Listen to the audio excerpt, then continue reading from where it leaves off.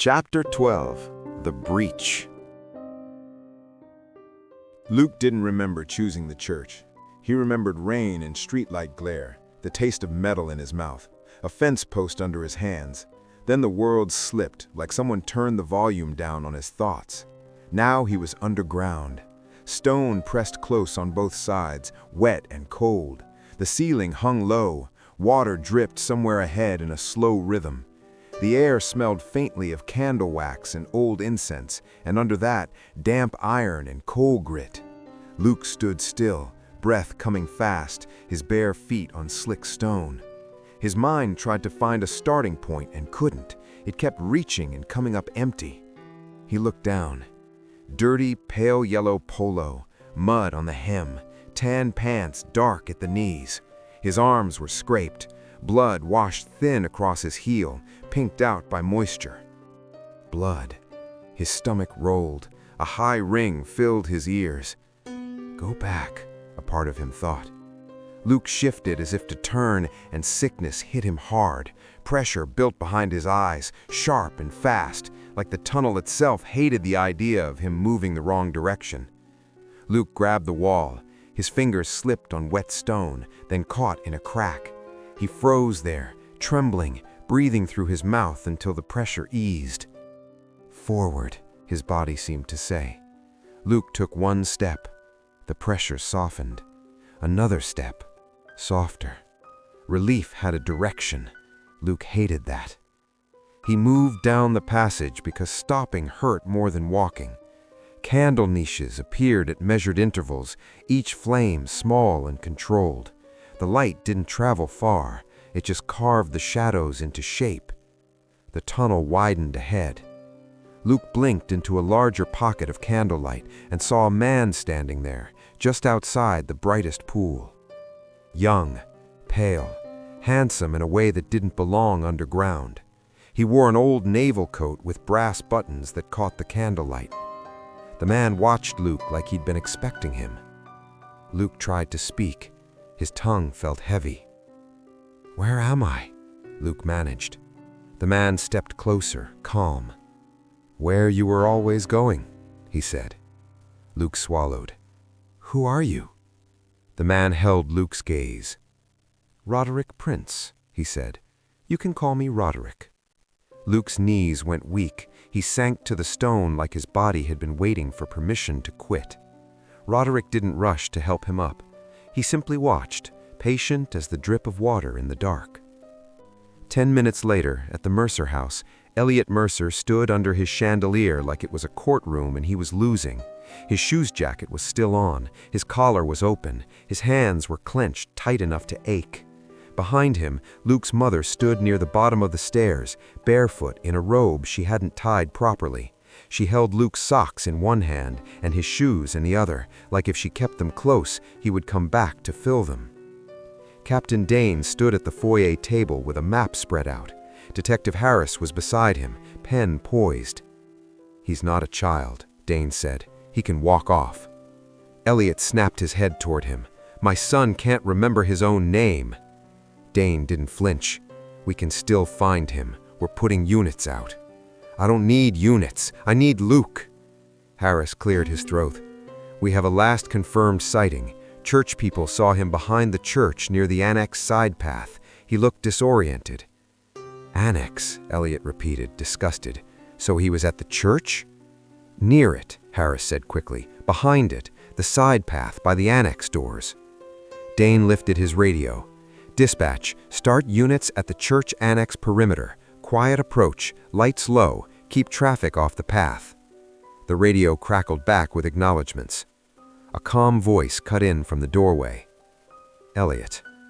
Frank Caldwell stepped inside with rain on his coat and control on his face, like he had time to choose his mood. Elliot's expression twisted. "You."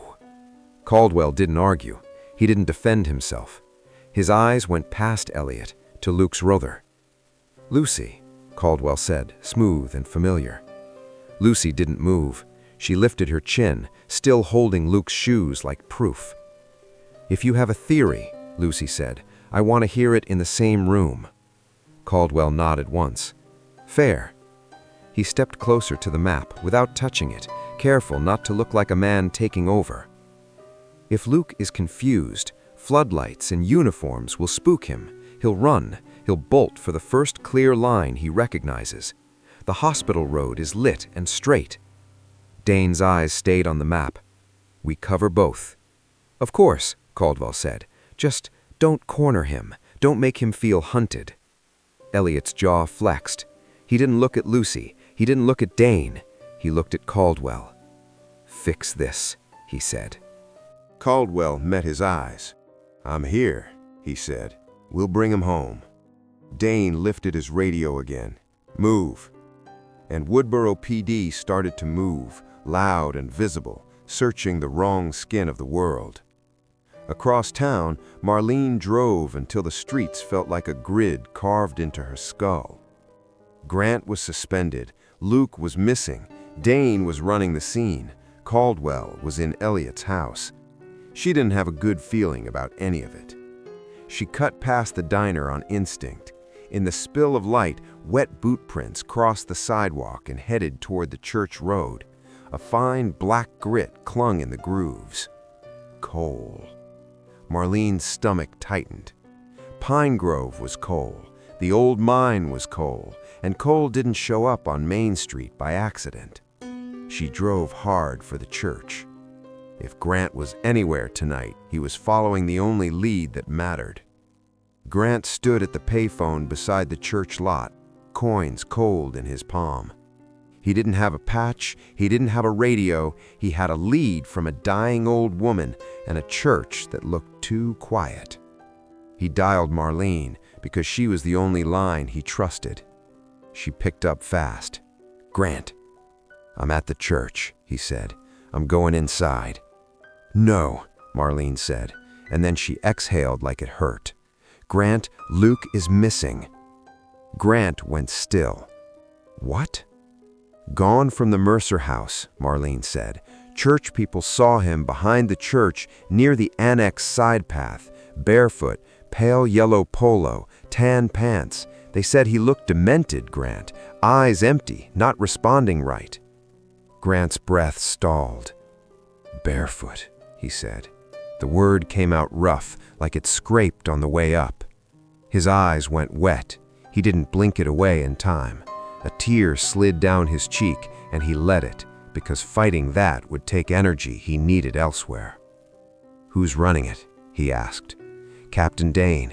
Harris is with him. Caldwell's with Elliot." Caldwell. Grant stared at the church doors. Quiet, holy, sitting on something cold. "They'll search roads," Grant said. "Yeah.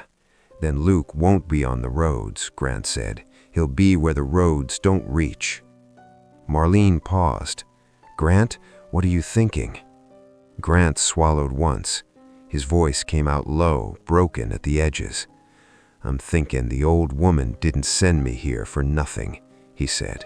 "And I'm thinking the annex isn't just a building." "Grant," she cut in. "Stay clean, stay mobile. If they seal anything near that annex, you tell me. If they suddenly stop caring about the annex, you tell me." A beat. "Okay," Marlene said. Grant hung up and crossed into the church.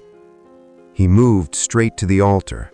Behind it, his fingers found the seam. Pressed, a panel shifted. Grant slid it open and found the book. Dark leather, no title, used. He carried it to a pew where weak moonlight hit the pages and read fast. It wasn't prayers, it was instructions, notes, rules written by someone who believed the world was a machine. One line was underlined hard. "When the cadence breaks, the town pays in daylight." Another, "The threaded will feel the breath seam, the threaded will follow." Grant turned a page. A different hand, sharper, a set of initials in the corner. RP. Below it, plain and brutal. "No blood opens the seam, but Mercer. Living blood, warm, a palm's worth. Press root and iron at once. The door listens only when the chamber holds its breath." cadence lit in order from church to chamber. The anchor must know his own name, otherwise the seam stutters and closes. Grant stared at the lines until they burned into him. Mercer blood, Luke, a palm's worth, root and iron, a door that listened. He closed the book, put it back exactly where he found it, and moved to the choir wall. Ornate woodwork, dark-stained, the kind of craftsmanship people trusted without question. Grant ran his fingers along the seams. Most were tight. One gave under his palm. Scuff marks near the baseboard, a faint soot smear, hinges too new, nails that didn't match. Grant eased the panel open. Cold air spilled out. A narrow stone passage sloped down. Candlelight sat deeper inside in small, steady pools. Grant flicked his Zippo and held the flame up. The air pulled at it, steady, like the tunnel was breathing. He stepped through. Outside the church annex, Captain Dane's voice carried without shouting, the tone of a man used to being obeyed. "Keep it tight," he said. "Nobody tramples anything. Harris, you're first in. Lights low." Detective Harris crouched near the annex side path, flashlight close to the ground. "Barefoot impression," he said. "Fresh, light blood." Dane leaned in, then straightened. The trail ran a few yards, then stopped too cleanly, like the night itself had erased the rest. Dane lifted his radio. "Unit 9, hold that line. Flag it. Nobody steps through." "Copy," came back. "Flagging." Caldwell stood back from the tape, hands in his coat pockets, letting Dane do the visible work. He waited until Dane's attention drifted, then spoke like a man offering help. "If Luke is out of his mind, this is the worst place to trap him. You bring lights and bodies in here, he bolts. He runs straight into the woods or straight into traffic." Dane's eyes narrowed. "So what, you want us to back off?" "I want you to think," Caldwell said quietly. "The hospital road is lit, straight, familiar. If he's drifting, he drifts toward the easiest line." Harris looked up. "Church people said they saw him right here." "And I believe them," Caldwell said, "but people move, especially frightened people." Dane hesitated. Caldwell didn't push. He didn't have to. He just gave Dane the responsible version of the decision, and the searchlights began to drift away from the annex. Back inside the church, Grant returned to the choir wall and opened the panel wider. The passage went down and down, stone tight on both sides, candle niches spaced like someone measured them. The air was damp and cold, with that same faint wax smell under the dirt. Grant kept one hand on the wall, one hand on his Zippo. He counted turns. He listened between drips. The tunnel didn't feel like a cellar. It felt like a route. As he moved deeper, the stonework changed, the ceiling lifted, timber supports appeared, blackened and wet. Old beams, old nails. Then the rail line emerged under mud. Rust, narrow gauge, spikes half buried, coal grit everywhere, worked into the cracks like it had lived there for decades. Grant stopped and ran 2 fingers along the rail. Black dust came up on his skin. The church tunnel had become the old mine. Pinegrove, 1907. He kept moving. The air got heavier fast, stale, wrong, like the place had been built without care for lungs. Grant passed a side shaft, boarded over, not collapsed, sealed. Bad ventilation, bad decisions. Men had died in places like this. A scrape sounded ahead. Not water, not settling wood. Something moving. Grant killed his Zippo and held still. The scrape came again, closer. A shape slid into the edge of candlelight. Too tall, too thin, arms too long. It didn't step like a man. Grant backed toward the nearest niche, slow. He had no gun. He had fire and a mine tunnel and a body that still knew how to fight. The thing reached. Grant slammed the Zippo open and shoved the flame toward its hand. The creature jerked back like the heat offended it.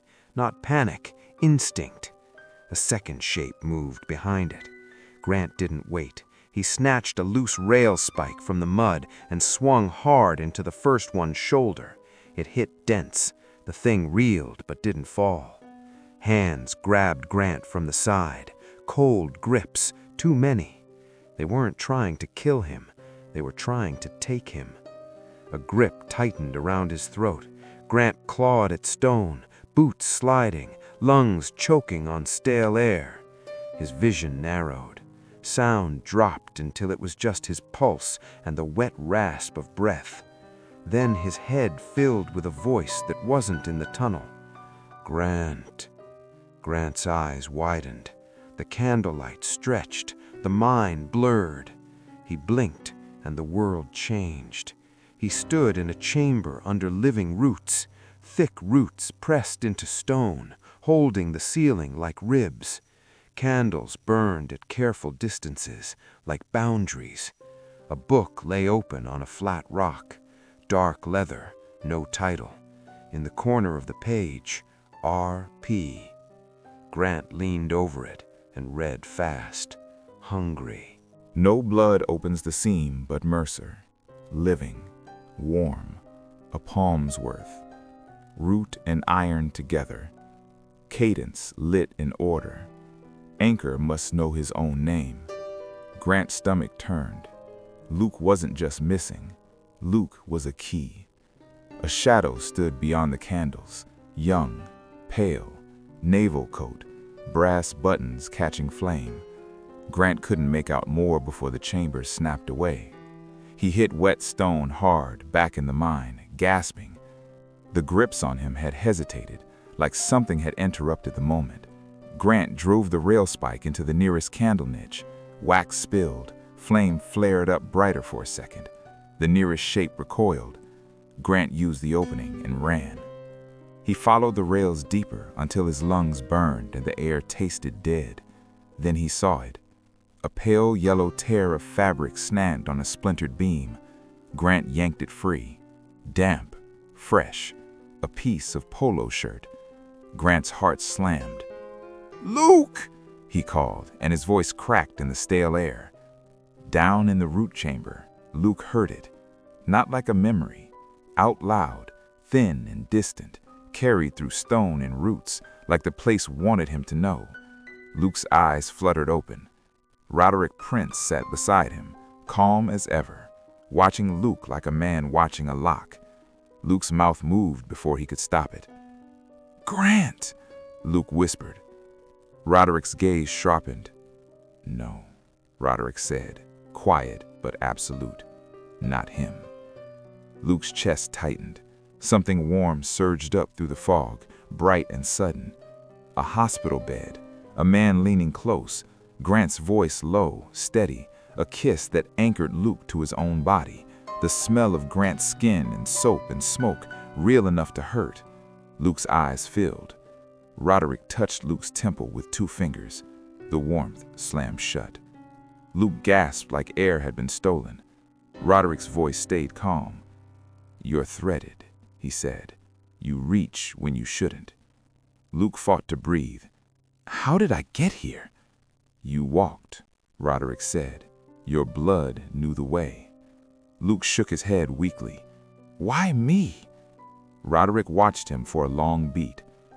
"Because you're Mercer," he said. "Only Mercer blood opens what Mercer closed." Luke's stomach rolled. "You want out." Roderic didn't deny it.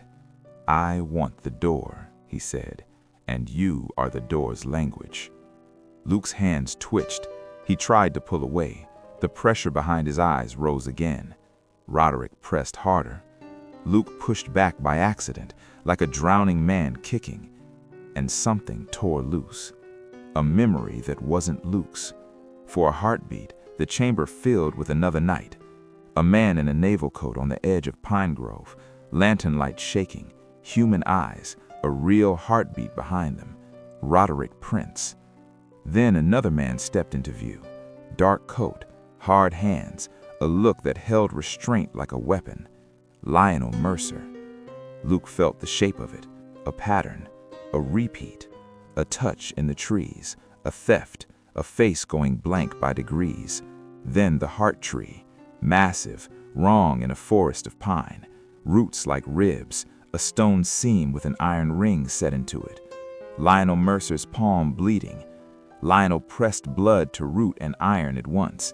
The chamber held its breath, and something was forced down and locked in. Luke sucked in a ragged breath. Roderic recoiled a fraction, surprise clean on his face before he covered it. Luke's voice stayed thin. "You stole him." Roderic's eyes stayed on Luke. "I took a name," he said. "I took a life that could walk out of the forest and be believed." Luke's stomach swallowed hard. "And Mercer trapped you?" Roderic's mouth tightened. Not anger, hunger. "Mercer chained me," Roderic said, "and now Mercer will open me." Luke's eyelids dropped. The pressure returned, heavy. Roderic's voice softened again, like a mask sliding back into place. "Sleep." Luke tried to hold on to Lionel Mercer's bleeding hand, the iron ring, the seam.